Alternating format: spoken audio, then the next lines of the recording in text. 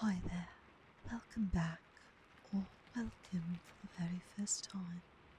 You're safe now. This is your time to rest.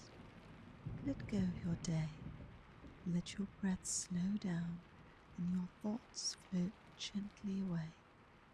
Tonight I'll be reading you a fairy tale, an old story wrapped in moonlight and carried on a quiet breeze just for you. So snuggle in, get cozy, and let the soft rhythm of the story guide you into dreams. Let's begin. The Bamboo Cutter and the Moon Child. Long, long ago, there lived an old bamboo woodcutter. He was very poor and sad also, for no child had heaven sent to cheer his old age, and in his heart there was no hope of rest from work until his life ended and he was laid in the quiet grave. Every morning he went forth into the woods and hills wherever the bamboo reared its lithe green plumes against the sky. When he had made his choice, he would cut down these feathers of the forest, and splitting them lengthwise or cutting them into joints, he would carry the bamboo wood home and make it into various articles for the household, and he and his old wife gained a small livelihood by selling them. One morning, as usual, he had gone out to his work, and having found a nice clump of bamboos, had set to work to cut some of them down. Suddenly, the green grove of bamboos was flooded with a bright soft light, as if the full moon had risen over the spot. Looking around in astonishment, he saw that the brilliance was streaming from one of the bamboo. The old man, full of wonder, dropped his axe and went towards the light. On nearer approach, he saw that this soft splendor came from a hollow in the green bamboo stem, and still more wonderful to behold, in the midst of the brilliance stood a tiny human being, only 3 inches in height and exquisitely beautiful in appearance. "You must be sent to be my child, for I find you here among the bamboos where lies my daily work," said the old man, and taking the little creature in his hand, he took it home to his wife to bring up. The tiny girl was so exceedingly beautiful and so small that the old woman put her into a basket to safeguard her from the least possibility of being hurt in any way. The old couple were now very happy, for it had been a lifelong regret that they had no children of their own, and with joy they now expended all the love of their old age on the little child who had come to them in so marvelous a manner. From this time on, the old man often found gold in the notches of the bamboos when he hewed them down and cut them up. Not only gold, but precious stones too, so that by degrees he became rich. He built himself a fine house and was no longer known as the poor bamboo woodcutter, but as a wealthy man. 3 months passed quickly away, and in that time the bamboo child had, wonderful to say, become a full-grown girl, so her foster parents did up her hair and dressed her in beautiful kimonos. She was of such wondrous beauty that they placed her behind the screens like a princess and allowed no one to see her, waiting upon her themselves. It seemed as if she were made of light, for the house was filled with a soft shining, so that even in the dark of night it was like daytime. Her presence seemed to have a benign influence on those there. Whenever the old man felt sad, he had only to look upon his foster daughter, and his sorrow vanished, and he became happy as when he was a youth. At last the day came for the naming of their new-found child, so the old couple called in a celebrated name-giver, and he gave her the name of Princess Moonlight, because her body gave forth so much bright light that she might have been a daughter of the moon god. For 3 days the festival was kept up with song and dance and music. All the friends and relations of the old couple were present, and great was their enjoyment of the festivities held to celebrate the naming of Princess Moonlight. Everyone who saw her declared there had never been seen anyone so lovely. All the beauties throughout the length and breadth of the land would grow pale beside her, so they said.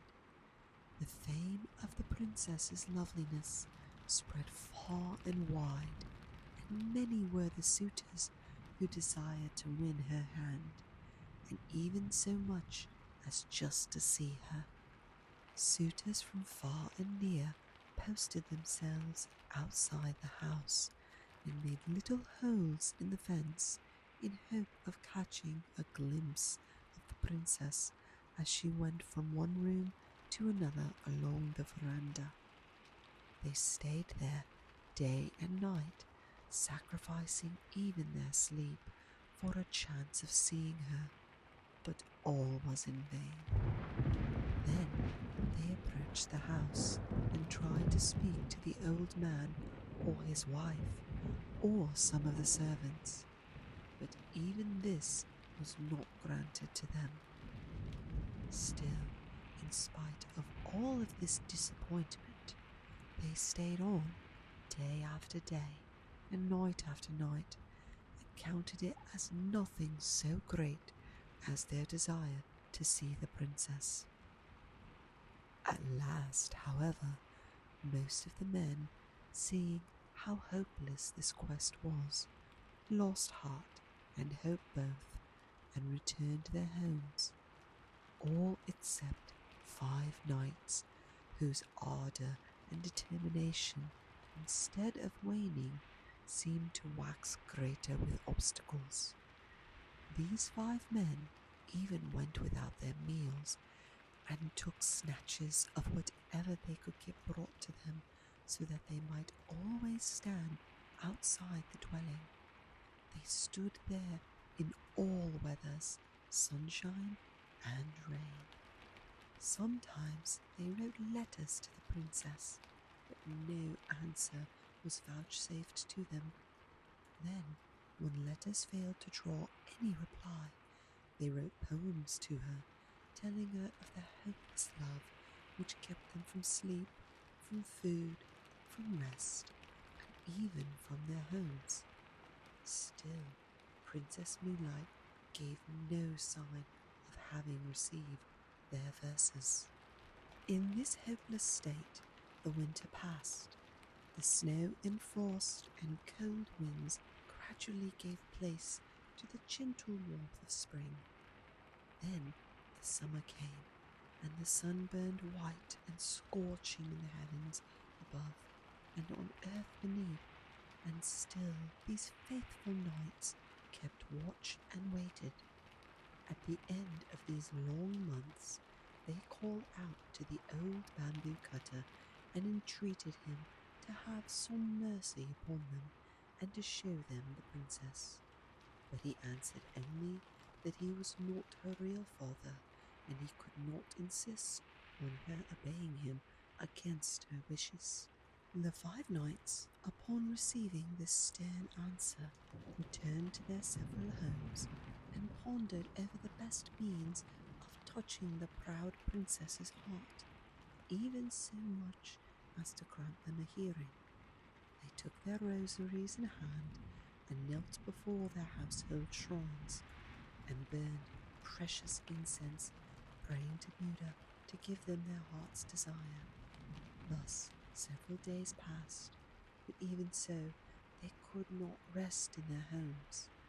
So again they set out for the bamboo cutter's house, and this time the old man came out to see them, and they asked him to let them know if it was the princess's resolution never to see any man whatsoever, and they implored him to speak for them and to tell her the greatness of their love, how long they had waited through the cold of winter and the heat of summer, sleepless and roofless through all weathers, without food, without rest, in the ardent hope of winning her, and they were willing to consider this long vigil as pleasure if she would but give them one chance of pleading their cause with her.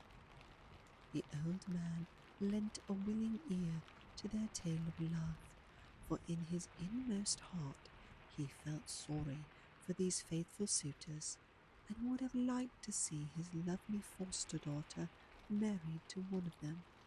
So he went in to Princess Moonlight and said reverently, "Although you have always seemed to me to be a heavenly being, yet I have had the trouble of bringing you up as my own child, and you have been glad of the protection of my roof.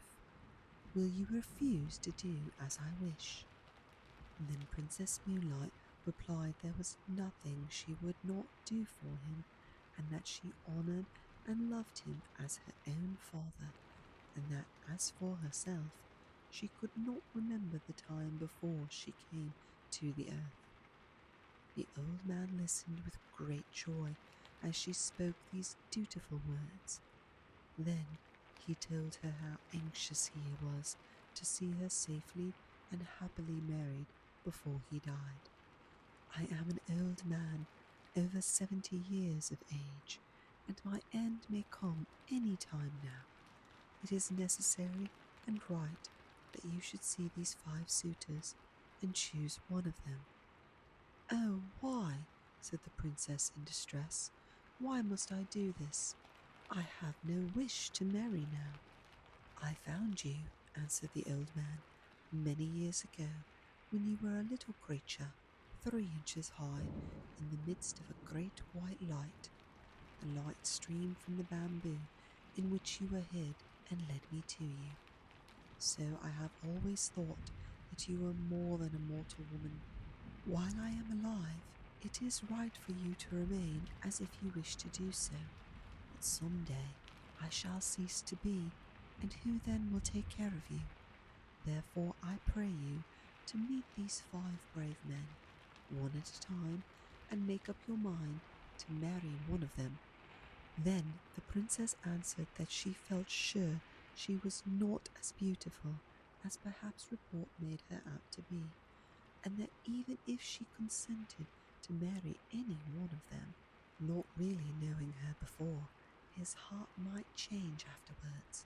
So, as she did not feel sure of them, even though her father told her they were worthy knights, she did not feel it wise to see them. "All you say is very reasonable," said the old man, "but what kind of men will you consent to see? I do not call these 5 men, who have waited on you for months, light-hearted. They have stood outside this house through winter and the summer, often denying themselves food and sleep, so that they may win you. What more can you demand?" Then Princess Moonlight said she must make further trial of their love before she would grant their request to interview her. The 5 warriors were to prove their love by each bringing her from distant countries something she desired to possess. That same evening the suitors arrived and began to play their flutes in turn and to sing their self-composed songs, telling of their great and tireless love. The bamboo cutter went out to them and offered them his sympathy for all they had endured, and all the patience they had shown in their desire to win his foster daughter. Then he gave them her message that she would consent to marry whosoever was successful in bringing her what she wanted. This was to test them. The five all accepted the trial and thought it was an excellent plan, for it would prevent jealousy between them. Princess Moonlight then sent word to the first knight that she requested him to bring her the stone bowl which had belonged to Buddha in India. The second knight was asked to go to the mountain of Horai, said to be situated in the eastern sea, and to bring her a branch of the wonderful tree that grew on its summit. The roots of this tree were silver, the trunk was gold, and the branches bore as fruit white jewels. The third knight was told to go to China and search for the fire rat and bring her its skin. The fourth knight was told to search for the dragon that carried on its head the stone radiating 5 colors and to bring that stone to her. The fifth knight was told to find the swallow which carried a shell in its stomach and to bring the shell to her. The old man thought these were very hard tasks and hesitated to carry the messages, but the princess would make no other conditions, so her commands were issued word for word to the 5 men who, when they heard what was required of them, were all disheartened and disgusted at what seemed the impossibility of the tasks given them, and returned to their own homes in despair.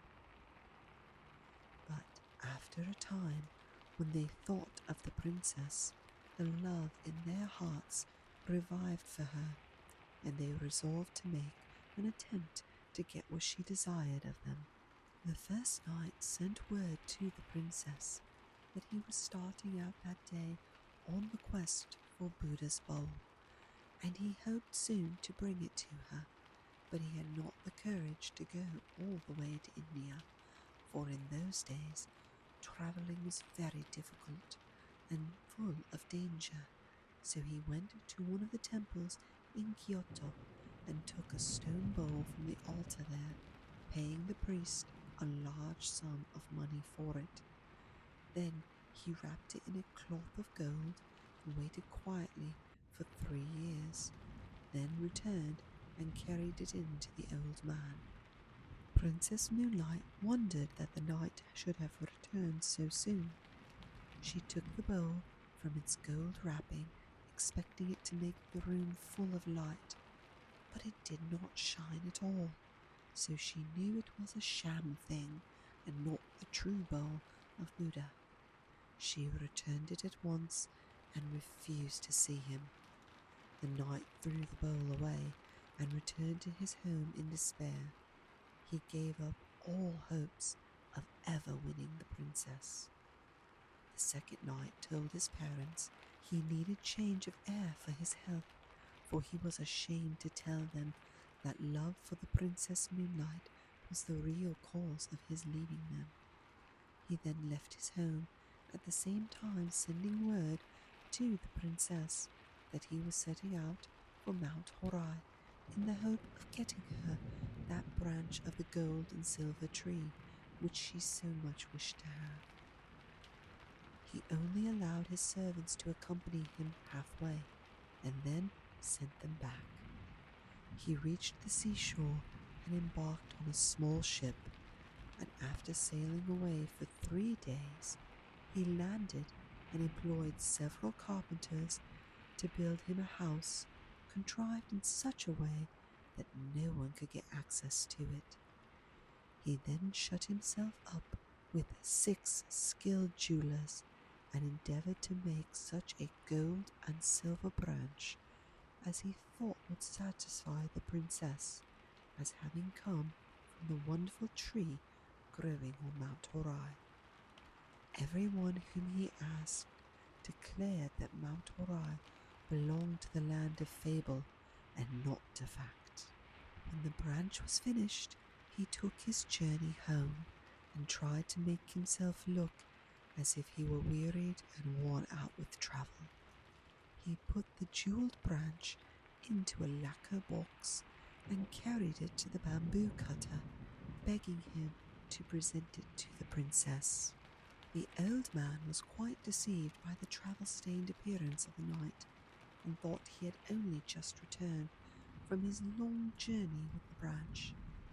So he tried to persuade the princess to consent to see the man, but she remained silent and looked very sad. The old man began to take out the branch and praised it as a wonderful treasure to be found nowhere in the whole land. Then he spoke of the knight, how handsome and brave he was to have undertaken a journey to so remote a place as the Mount of Horai. The Princess Moonlight took the branch in her hand and looked at it carefully. She then told her foster parent she knew it was impossible for the man to have obtained a branch of the gold and silver tree growing on Mount Horai so quickly or so easily, and she was sorry to say she believed it to be fake. The old man went out to the expected knight, who had now approached the house, and asked where he had found the branch. The man did not scruple to make up a long story.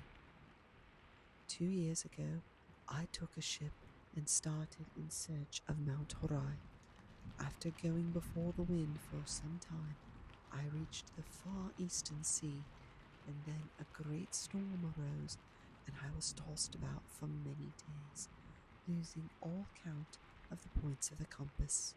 Finally, we were blown ashore on an unknown island. Here I found the place inhabited by demons who at one time threatened to end my life and eat me.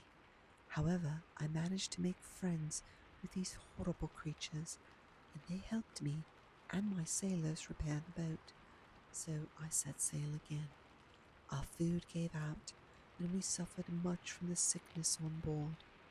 At last, on the 500th day from the day of starting, I saw far off on the horizon what looked like the peak of a mountain. On nearer approach, this proved to be an island, in the center of which rose a high mountain. I landed, and after wandering about for 2 or 3 days, I saw a shining being coming towards me on the beach, holding in his hands a golden bowl. I went up to him and asked him if I had, by good chance, found the island of Mount Horai, and he answered, "Yes, this is Mount Horai." With much difficulty, I climbed to the summit, and here stood the golden tree, growing with silver roots in the ground. The wonders of that strange land are many, and if I begin to tell you about them, I could never stop. In spite of my wish to stay there long, on breaking off the branch, I hurried back with the utmost speed. It has taken me 400 days to get back, and, as you see, my clothes are still damp from the exposure on the long sea voyage. I have not even waited to change my raiment, so anxious was I to bring the branch to the princess quickly. Just at this moment, the 6 jewelers who had been employed on the making of the branch, but not yet paid by the knight, arrived at the house and sent in a petition to the princess to be paid for their labor. They said they had worked on it for over 1,000 days, making the branch of gold with its silver twigs and its jeweled fruit, and that it was now presented to her by the knight, but as yet they had received nothing in payment. So this knight's deception was thus found out, and the princess, glad of an escape from one more importunate suitor, was only too pleased to send back the branch. She called in the workmen and paid them liberally, and they went away happy. But on the way home, they were overtaken by the disappointed man, who beat them until their lives were nearly over for letting out the secret. and they barely escaped with their lives. The knight then returned home, raging in his heart and in despair of ever winning the princess, so he gave up society and retired to a solitary life among the mountains. Now, the third knight had a friend in China, so he wrote to him to get the skin of the fire rat. The virtue of any part of this animal was that no fire could harm it.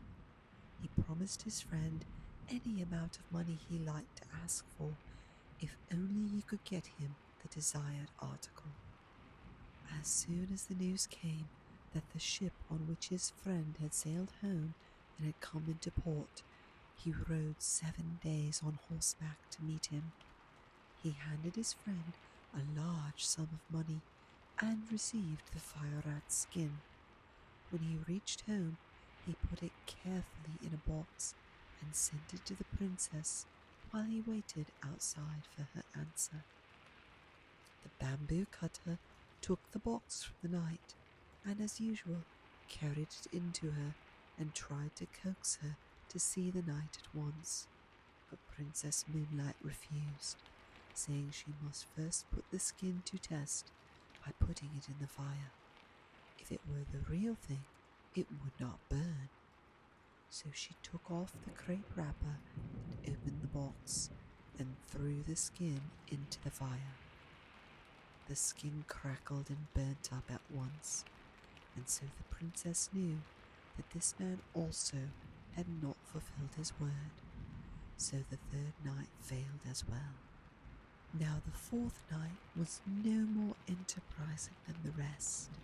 Instead of starting out on the quest of the dragon bearing on its head the 5-color radiating jewel, he called all his servants together and gave them the order to seek for it far and wide in Japan and China, and strictly forbade any of them to return until they had found it.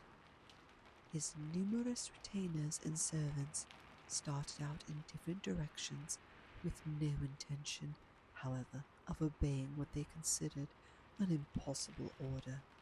They simply took a holiday, went to pleasant country places together, and grumbled at their master's unreasonableness. The knight, meanwhile, thinking that his retainers could not fail to find the jewel, repaired to his house and fitted it up beautifully for the reception of the princess. He felt so sure of winning her. 1 year passed away in weary waiting, and still his men did not return with the dragon jewel. The knight became desperate. He could wait no longer, so taking with him only 2 men, he hired a ship, commanded the captain to go in search of the dragon. The captain and sailors refused to undertake what they said was an absurd search, but the knight compelled them, and at last they put out to sea. When they had been out but a few days, they encountered a great storm which lasted so long that by the time its fury abated, the knight had determined to give up the hunt of the dragon.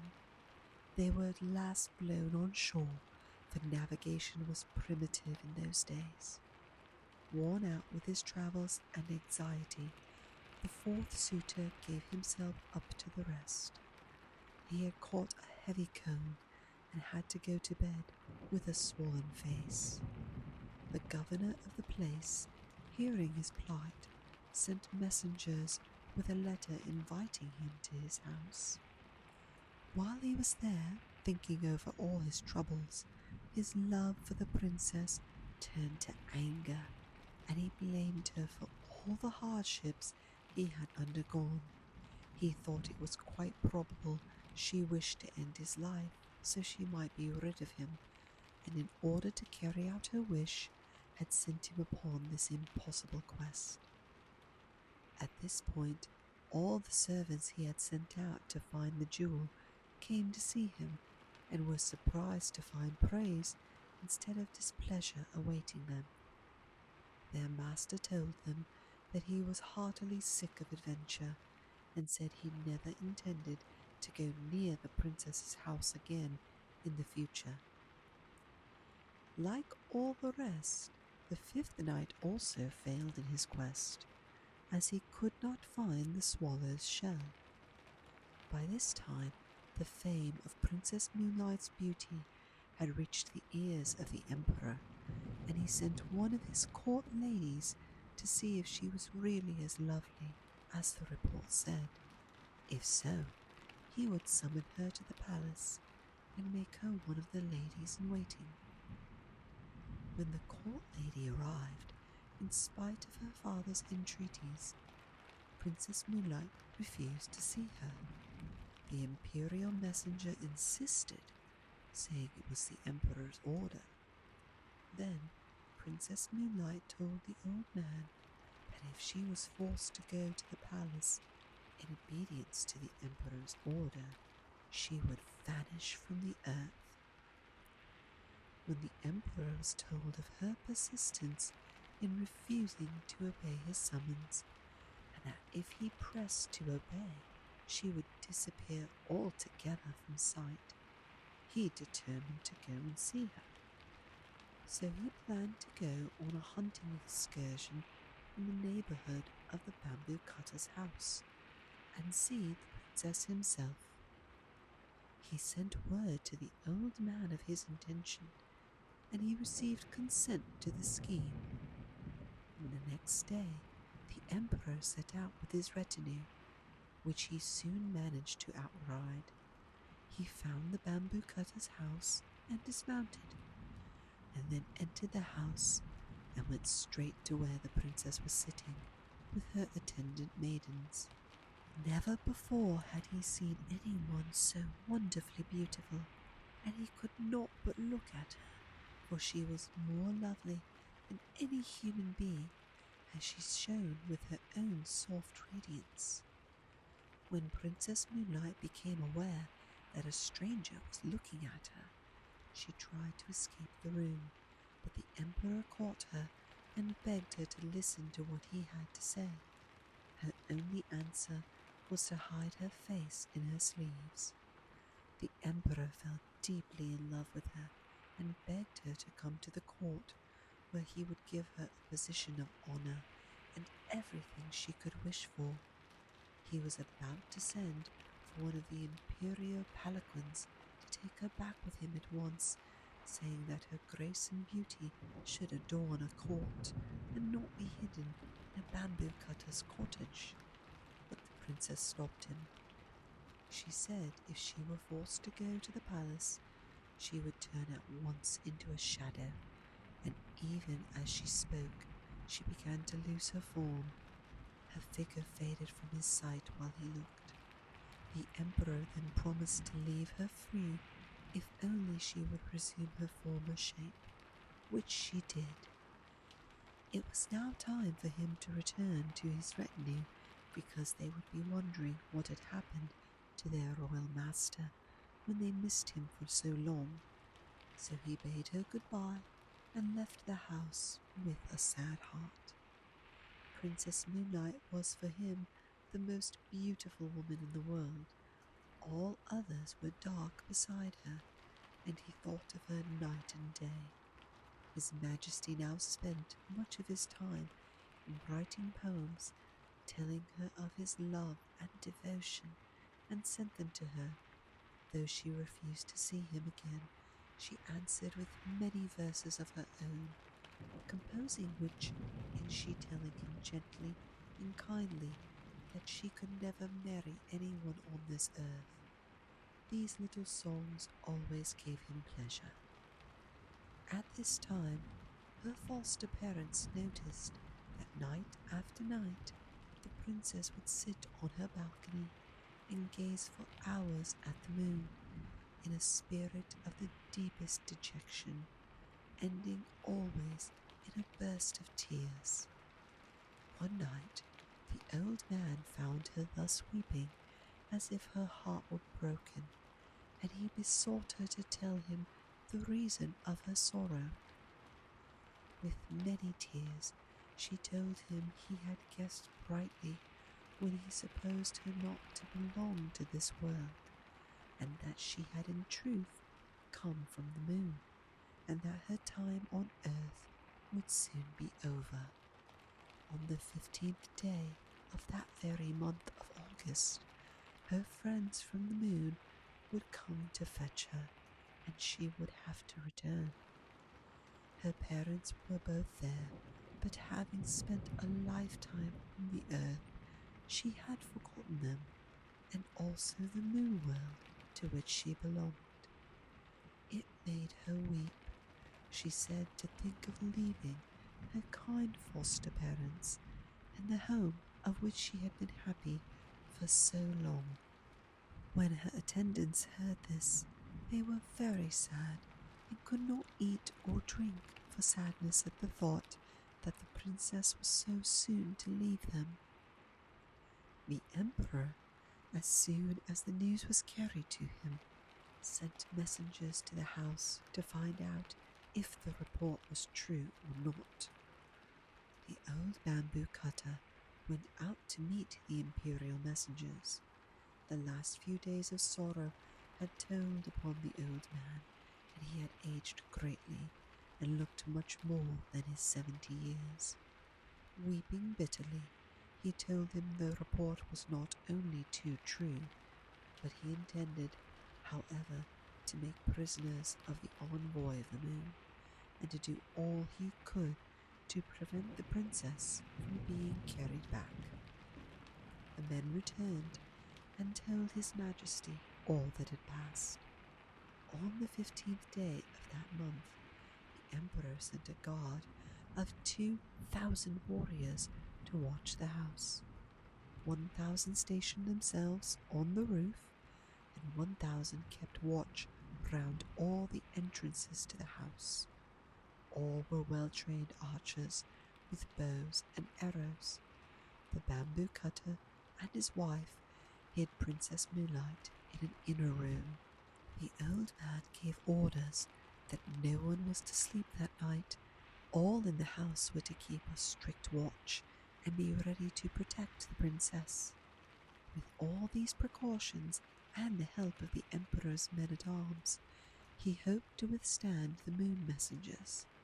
But the princess told him that all those measures to keep her would be useless, and when her people came for her, nothing whatsoever could prevent them from carrying out their purpose.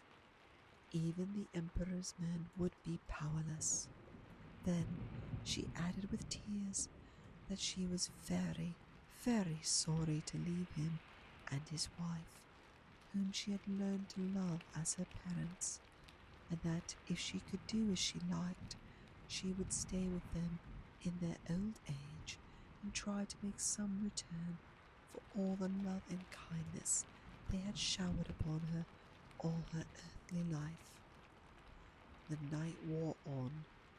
The yellow harvest moon rose up high in the heavens, flooding the world asleep with her golden light. Silence reigned over the pine and bamboo forests and on the roof where the 1,000 men-at-arms waited. Then the night grew grey towards the dawn, and all hoped the danger was over, that Princess Moonlight would not have to leave them after all. Then suddenly the watchers saw a cloud form around the moon, and while they looked, this cloud began to roll earthwards. Nearer and nearer it came, and everyone saw with dismay that its course lay towards the house. In a short time the sky was entirely obscured, till at last the cloud lay over the dwelling only 10 feet off the ground. In the midst of the cloud there stood a flying chariot, and in the chariot a band of luminous beings. One amongst them, who looked like a king and appeared to be the chief, stepped out of the chariot and, poised in the air, called to the old man to come out. "The time has come," he said, "for Princess Moonlight to return to the moon from whence she came. She committed a grave fault, and as punishment was sent down to live here for a time. We know what good care you have taken of the princess, and we have rewarded you for this and sent you wealth and prosperity to put the gold in the bamboos for you to find. That was us. I have brought up this princess for 20 years, and never once has she done a wrong thing. Therefore the lady you are seeking cannot be this one, said the old man. I pray you look elsewhere. Then the messenger called out, saying, Princess Moonlight, come out from this lowly dwelling. Rest not here another moment. At these words, the screens of the princess's room slid open of their own accord, revealing the princess shining in her own radiance, bright and wonderful and full of beauty. The messenger led her forth and placed her in the chariot. She looked back and saw with pity the deep sorrow of the old man. She spoke to him many comforting words, and told him that it was not her will to leave him, and that he must always think of her when looking at the moon. The bamboo cutter implored to be allowed to accompany her, but this was not allowed. The princess took off her embroidered outer garment and gave it to him as a keepsake. One of the moon beings in the chariot held a wonderful coat of wings, and another had a phial full of the elixir of life, which was given to the princess to drink. She swallowed a little and was about to give the rest to the old man, but was prevented from doing so. The robe of wings was about to be put on her shoulders, but she said, Wait a little. I must not forget my good friend the emperor. I must write him once more to say goodbye while still in this human form. In spite of the impatience of the messengers and the charioteers, she kept them waiting while she wrote. She placed the phial of the elixir of life with the letter, and giving them to the old man, asked him to deliver it to the emperor. Then the chariot began to roll heavenward towards the moon, and they all gazed with tearful eyes at the receding princess. The dawn broke, and in the rosy light of day, the moon chariot and all in it were lost among the fleecy clouds that now wafted across the sky on the wings of the morning wind. Princess Moonlight's letter was carried to the palace. His Majesty was afraid to touch the elixir of life, so he sent it with the letter to the top of the most sacred mountain in the land, Mount Fuji, where the royal emissaries burnt it on the summit at sunrise. So, to this day, people say there is smoke to be seen rising from the top of Mount Fuji to the clouds. The end. The story has ended, but your dreams are just beginning. Let them carry you gently through stars and silence and soft wonder. Thank you for letting me read to you. I'll be here again whenever you need a quiet voice and a gentle tale. Sleep well, sleep deep, and good night, dear dreamer. Breuddwydion melys, dear dreamer, sweet